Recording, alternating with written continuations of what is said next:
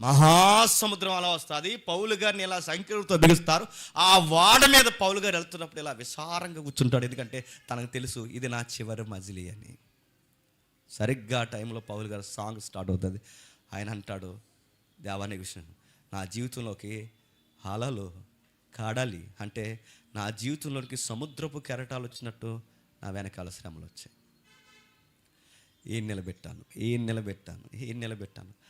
ఆసియాలో ఉన్న ఈ పెద్దలందరినీ నేను నిలబెట్టాను. కానీ నిలబెట్టిన నన్ను పడగొట్టడానికి ఒక్కరు కూడా నా పక్షాన చెప్పండి నిలబడలేదు.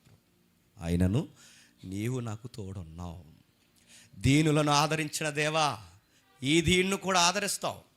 హింసకుడను దోసుకుండా అయిన నన్ను నమ్మకమైన పరిచారకుడిగా పిలుచుకున్నావు, మార్చుకున్నావు, మోడల్గా మార్చేసావు. ఈరోజు నన్ను ప్రయాణాన్ని కొనసాగిస్తున్నావు.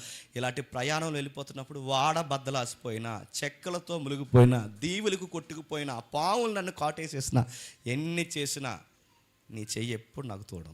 అది మన పాట.